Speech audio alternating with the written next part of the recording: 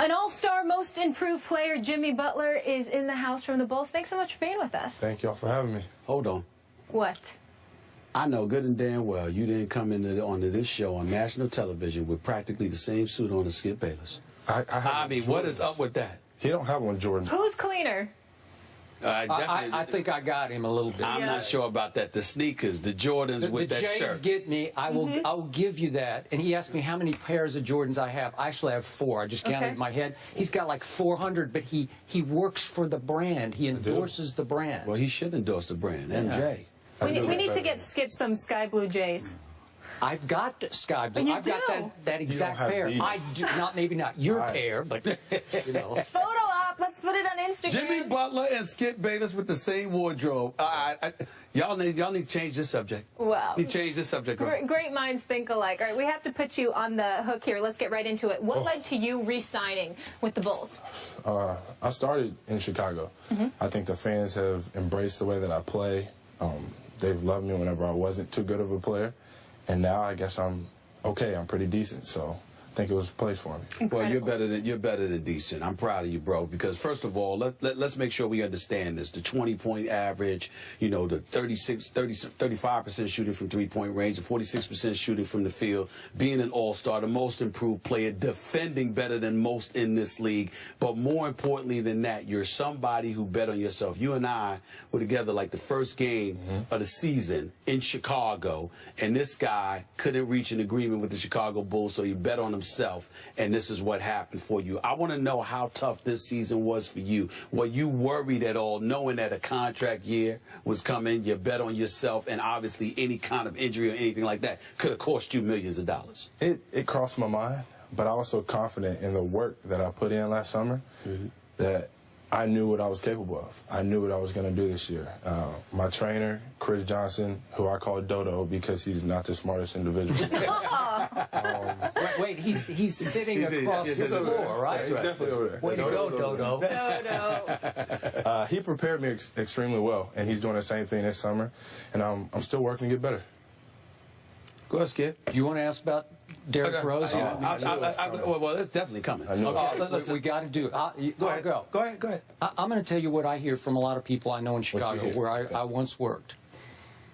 That Derrick Rose is a little threatened by you because you have emerged as, at this point in your career, maybe a little better all-around player than he is, given his knee issues, which are ongoing. And that he's just a little threatened. You've been quoted as saying you have absolutely no problem with Derrick, and I believe that 100%. But have you felt, or how much have you felt, a little friction on his part back to you? I don't think it matters. If we win, this isn't an issue. But since we lost, it's an issue. I think it gives y'all something to talk about, to tell you the truth. Okay. But if we win the championship, nobody's worried about any of that. The only reason that it came up is because we lost. I don't think we have any beef or whatever you want to call it. I think we just want to win. We didn't win, so now we're beefing. Now we have problems with each other, and I don't think that's the case. Have there been any minor incidents on his part back to you? No. Little things that he would say? No, I think he's always been supportive of me being aggressive, especially on offense. We all know that I'll be the aggressor on defense. So, I mean, from what I can tell, the guy's always been in my corner. For the record, I've never believed that for 1 second for 2 reasons. Number one, Derrick Rose's personality, that's not him. Yeah. Number 2, and more importantly, the greater Jimmy Butler is, the better it is for D. Rose because it takes more pressure off of D. Rose. And we've always said for years that D. Rose needed some help at the guard spot so he could get somebody that could feed off of him and he could feed off of them and they could go from there.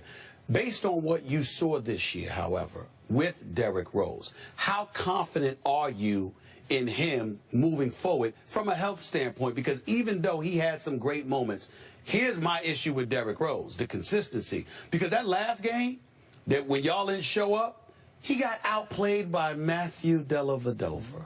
That was a problem for me. And ain't no way. Matthew Dellavedova, no disrespect, I like him. He shouldn't even be mentioned in the same breath as Derrick Rose.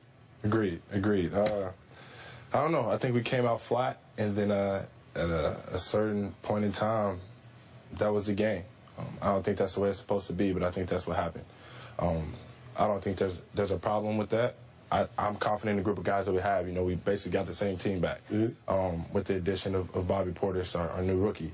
But I'm comfortable where we're at. You know, new coach, but we'll be all right. Why would you be comfortable considering how the season ended and the fact that you guys just got to the semifinals of the Eastern Conference? If a championship is the objective, the roster stays the same. What would make you feel comfortable? We're getting to know each other a lot more. We everybody didn't play together. You know, me and Derek for the first time, really, with the addition of Powell. Everybody's in a different role. Now I think everybody understands their role. So moving forward, I think everybody's okay. Everybody's okay with me being much more aggressive on offense like I wasn't the past few seasons. So it's all a building process. It's all a learning curve. So I think we're ready. You made your name in this league on the other end of the floor, the defensive end. How hard is LeBron James to guard? I mean, you see what the guy does on a nightly basis. He's one of the best players to play the game. You have to give him credit for that. But I look forward to it. I think guys respect guys that don't back down from challenges, you know, and that can guard and then go score on the other end. I just think he's a hell of a player, along with a lot of other players in this league. But he put that team on his back. He made that team go. I wanted to transition back to Chicago for a second in terms of Tom Thibodeau. I mean, he coached there the last 5 years. He's universally recognized as one of the better coaches in the NBA. Y'all won 50 games last year. You get to the semifinals of the Eastern Conference, and Tom Thibodeau is without a job. What was it like last year? Because he clearly had lame duck status attached to him as a coach, regardless of what anybody tries to deny. That was a fact, and it's proven now that he's gone. What was it like for you guys playing under him, not just last year, but in your career? What has it been like for him, playing under him? It was great for me. You know, this is my first coaching change, so it's something I haven't experienced before. I think Tibbs is really great at what he does. You know, you could talk about how everything came up that he was going to get fired after last season, but his job was still to win games. That's what he tried to do to the best of his abilities. I still have a relationship with him. I don't think that that's a problem. I mean, he was my coach for the first 4 years while I was in this league. He's a good guy, and I know he's going to be back in this league very soon. So, should the Cavs still be favored to win the East? You think I'm going to say yeah to that question? I'm just curious. Well, I'm curious to hear what you say, because I think you're starting to come out of your shell a little bit. I think I like our chances. I don't think anybody plays this game to lose, so I can't say that the Cavs are going to win the East. I think so should you be the favorite? Of course. Why not? Okay. Why can't we be the favorite? You Yes, know why. LeBron. Yes, they have LeBron. You know why. Yes, they have LeBron. That's okay. He's been beat before. I mean, not by us, but it's possible. Anything's possible. Well, I must admit to you, let me just say it to your face. Last year, we walked into the season, and the mentality was it was about Cleveland and Chicago. Even though Atlanta came out of nowhere, I knew they weren't beating Cleveland in the Eastern Conference Finals, and they lucked up with the seeding that they had, because I felt if they faced y'all, they probably would have lost to y'all in the playoffs. Having said all of that, this is a different year. And when we talk about Cleveland, forget Cleveland. That's a given because of LeBron. They'll be there. I think Miami has eclipsed y'all. Oh, really? Has eclipsed. Yes, I said it. I said it. Okay. I mean, I know they got you, and they got Derrick Rose, and I'm a fan of Pau Gasol's. I don't know about the health of a Joakim Noah. That's a question mark. I don't know what Hoiberg is going to bring to the table, because he's replacing a great coach in Tom Thibodeau, all right? But I look at Miami. Dragic's a good pickup. D-Wade is coming back. Bosh will be healthy. Whiteside is no joke. Deng is no scrub. And I like the additions they added with rookie Justice Winslow, Gerald Green, Amari Stoudemire. I look at the Chicago Bulls, and I'm not going to lie to you. I see the same old Bulls. Y'all are tough. Y'all ain't going to back down anybody. You got a lot of heart. You ain't scared of anybody. You're going to make the playoffs.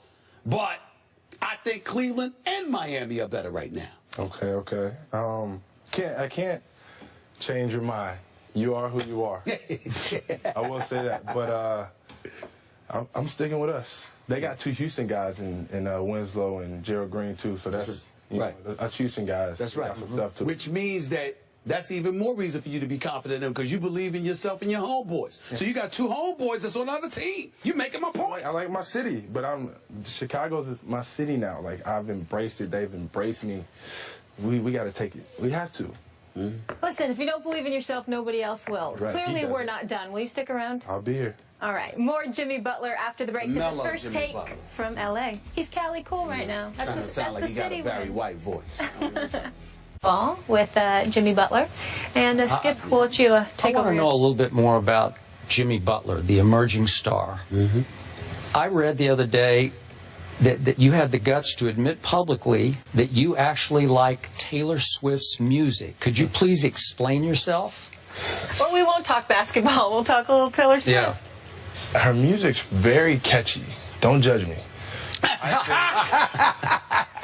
I think that it's something that I can listen to before a game because it's up to beat. It used to be country. I'm a big country fan. I know he's big, but he's Houston, Texas. I am. Okay. She's talking about Texas, by the way. And she switched over to like more pop. And so, you know, I dance and I sing to it, and I end up on the internet because of Nas and some of my other teammates. And, you know, I get hounded for it, but I am who I am. It's her or the music? The music. It's the music. It's the music. But I will tell you this. Look, man, I'm a Katy Perry fan. You see? So, I mean, What's your jam? That's a teenage. I mean, the California Fireworks? girls with her and Snoop Dogg. I mean, the whole bit. I love Katy Perry. Love Katy Perry. And then, you know, some people say Taylor Swift, but I say Katy Perry, and I'm from Hollis, Queens, so it's all right. It's all right. Skip, you have anyone you want to share? Why I don't everyone's know. sharing? It's not about me. It's about Jimmy. That's right. It's about. Yeah. It's about. But let me say this: as you look at so many players in the NBA, to piggyback off of what Skip was asking you, what do you think makes you different than what exists in the NBA today from other players? I think I am who I am. On the floor, off the floor. I'm not going to change. You know, I'm from a small town, not supposed to be here talking to y'all right now. Not supposed to be in the NBA, but I'm here. That doesn't change who I am as a person. I still love, you know, all of my fans, all the people that helped me to get here. And I'm going to continue to be that. After my career, while I'm playing, I will be who I am.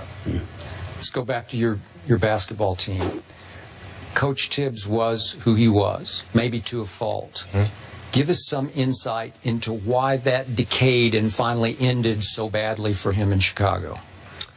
I don't know. I don't think that's my job. You know, that's the general management job. My job is to play basketball, help win games. Obviously, I did not have a problem with Tibbs. I think we have another great coach in Hoiberg. From where I'm sitting down, talking to him and listening to what he has to say and his plan moving forward, I mean, I think he knows what he's doing. Give me some insight into how concerned the team is, how concerned you think the city is, that the window of opportunity that y'all have is diminishing before our very eyes. Some people look at you guys and think that. To that you say what? I think we have to prove ourselves. We have to win. We can't keep saying this is our year, this is our year, this is our year, and not make it happen. It is a concern, but I really think that we're capable of it. You know, if everybody stays healthy and we just play together and play hard, we really can win. But, you know, I'm just saying it. Like I said, last year and the year before that, we got to make it happen. So your ex-coach played you more minutes than anybody. Do you want the new coach to cut that down just a little bit? Because I think management wanted it cut down just a little bit. Yeah, I want to play because when I was a rookie and I wasn't playing, I always was nagging, I want to play, I want to play, I want to play. Well, he gave me more minutes than anybody in the league. I can't complain, and I never will complain. I love this game. If that's what my team needs me to do, that's what I'm going to do. Play however many minutes. Let's go back to your belief that your team can contend. I've already told you I think Miami and Cleveland are better in the East. Yeah, you heard me the first time, but my thought wasn't complete, Barry White. It wasn't complete, okay? Here's the deal. Out West, you got San Antonio that acquired LaMarcus Aldridge, kept Kawhi Leonard, Tim Duncan obviously staying, etc., etc. Oklahoma City, we anticipate and hope that the great Kevin Durant will come back healthy. DeAndre Jordan came to his senses and decided to stay in Los Angeles instead of thinking. Say what? Houston kid. Yes, that's right. No, the Houston Rockets, by the way. Okay, you look at all the things that transpired in free agency. What do you think? Who do you think had the best free agent period? You're asking me that question? That's right. That's You're right. asking me. No, I'm not talking about you and your new deal. You asked me the question. Outside of you. Outside of you and the Chicago Bulls. Okay. Who do you think had the best free agency? I'm going with San Antonio. Thank you. I'm going with San Antonio. LA is a constant mismatch problem for people, man. The dude can play. He's a Texas kid, Dallas. Oh, close enough. I'm just saying, my state. Okay. We got the message, but, you know, Kawhi is a hell of a player. Mm-hmm. And the core team that they already have, they've already won it. They've already played together for so many years. They really got better with the additions that they added. Yeah, they lost a few pieces, but that one piece in LA, that's going to take them over the top. So, to conclude all this, you will win the East next year, you're saying. You're on record, right? I have to be on record saying that. I have to. I can't say we're going to lose. We don't play this game and lose. Yes, we're not listening to your opinion. Jimmy, you're off the hot seat. Don't worry. Thank you so much. Congratulations on a great season and good luck this upcoming season. I appreciate it. We Congrats, appreciate bro. it. Thank you. Much deserved. It's ESPY's Weeks. We're out here in LA, so another big guest is joining us, Grammy-nominated rapper Big Sean. He's got a new single, One Man Can Change the World, also his video. You can see it right here now, featuring John Legend and Kanye West off his latest album. We'll talk to him on the other side of the break.